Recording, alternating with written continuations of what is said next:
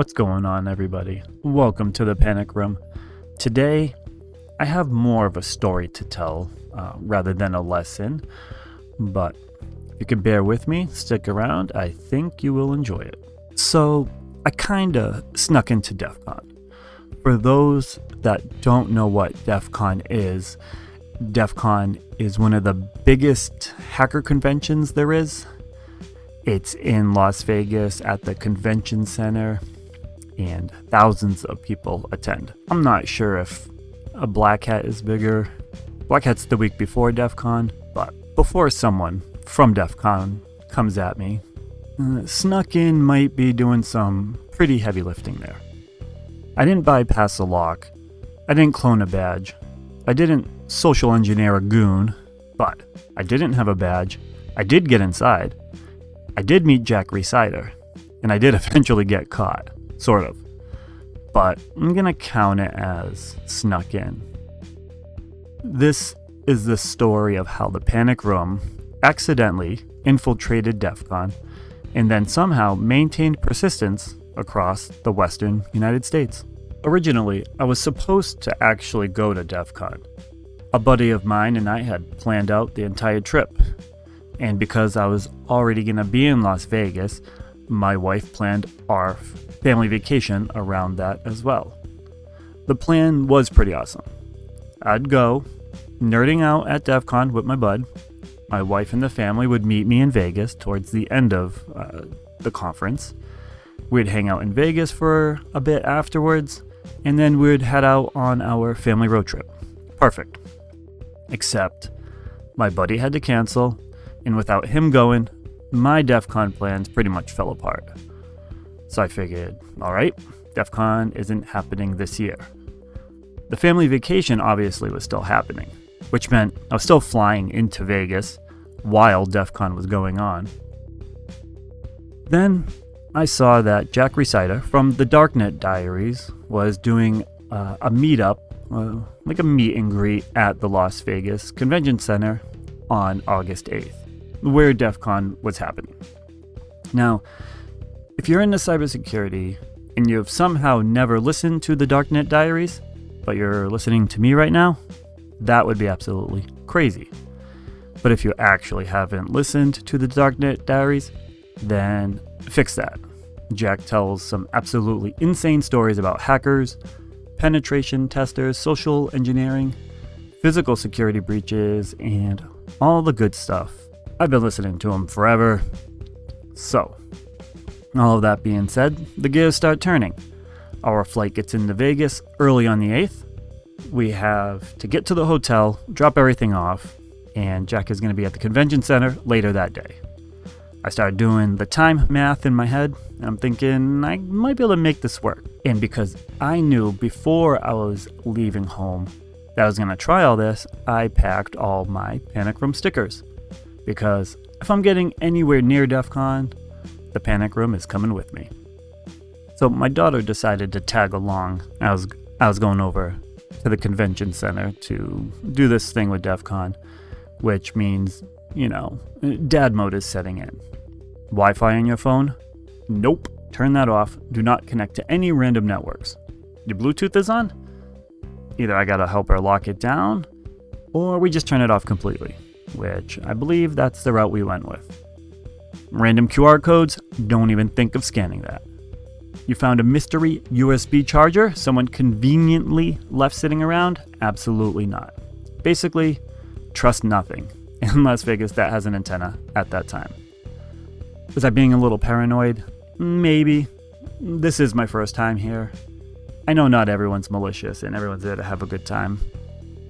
But I'm also walking into a building containing thousands of people who consider, oh, I wonder what this does. A perfectly reasonable reason to start messing with something. So I'm comfortable with my mental threat model for going down there. Anyways, we land in Vegas, get our luggage, check into the hotel, and somehow I still have enough time to make this all work.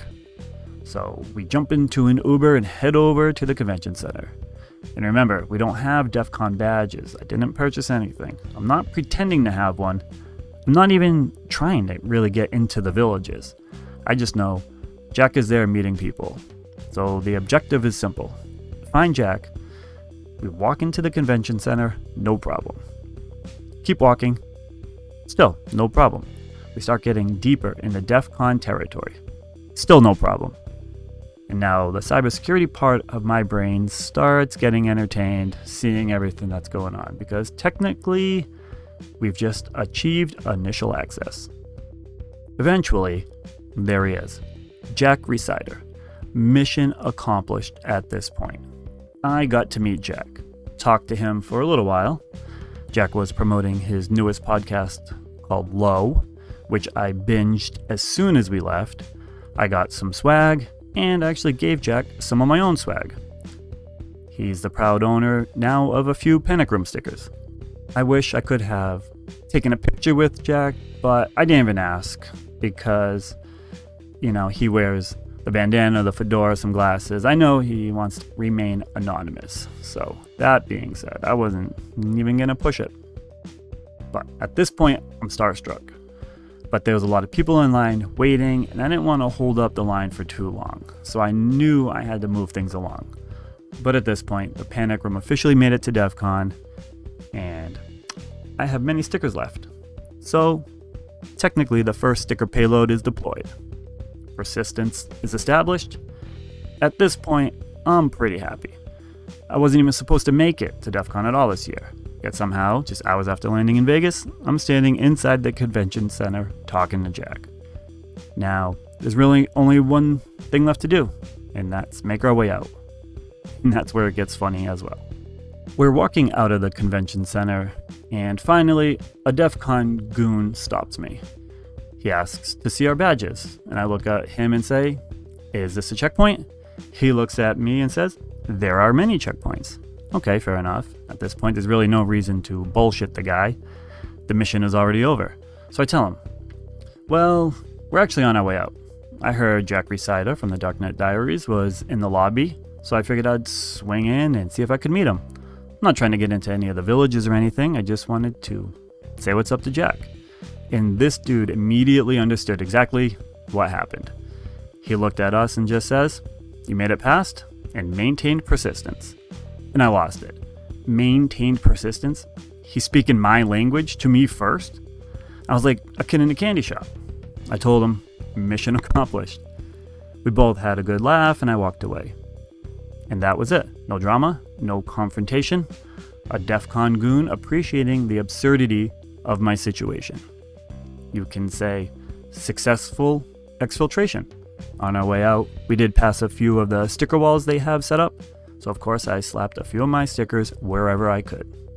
Because DEF CON wasn't the end of our trip, it was only the beginning. I still had a stack of Panic Room stickers, and we still had an entire family road trip ahead of us. So I kept deploying payloads wherever I could. Vegas was compromised, and then we finally left Vegas. But the Panic Room came with us. Everywhere we went, if I found a place where people were already putting stickers, I added mine to the collection. And suddenly, this stupid little joke became a part of the entire trip. I'd find another spot. Persistence established. Find another spot. New node compromised. Another town. Lateral movement. At some point, my family thought we were sightseeing. Meanwhile, I was conducting a geographically distributed Panic Room deployment across the whole western United States. Then we got to Zion National Park. We're about to start hiking. I walk into the bathroom before the beginning of the trail, and I find a spot where people were putting a bunch of stickers. Perfect. Another payload deployed. Take the picture of the sticker, which you'll see throughout, and then I noticed the giant National Park service sign directly underneath it. This is vandalism. I may have failed to fully enumerate the environment, but it was just talking about not etching rocks or carving your name in the trees. Nothing to do with where I was. I just thought it was funny that it said that. Anyways, we went hiking, and that was a lot of fun. And as the trip progressed, we just kept going north. Nevada, Utah, the desert. Did some ATVs out in the desert. You'll see the top of the world sticker I deployed in the pictures. Bunch of random roadside stops, national parks. if there was an appropriate place already covered in stickers, well, the Panic Room joined that network. And that's when I realized this whole thing had actually turned into the most ridiculous MITRE attack exercise ever. Reconnaissance, done. Initial access, done. Persistence, established. Discovery, Jack Rhysider located. Detection, eventually. Exfiltration, successful. And lateral movement. We were now several hundred miles away from Vegas, and the Panic Room was still spreading. So, did I actually attend DEF CON?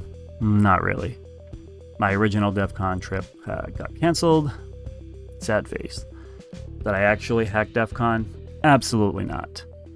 But did I walk into the Las Vegas Convention Center during DEF CON without a badge? That I did. Did I find my target? Yes. Did I meet Jack Rhysider? Yup. Did the Panic Room establish persistence? Absolutely. Did I eventually get detected by a DEF CON goon? Yes. Did he immediately turn the entire thing into a cybersecurity joke? Also yes. Did we successfully exfiltrate? Yup.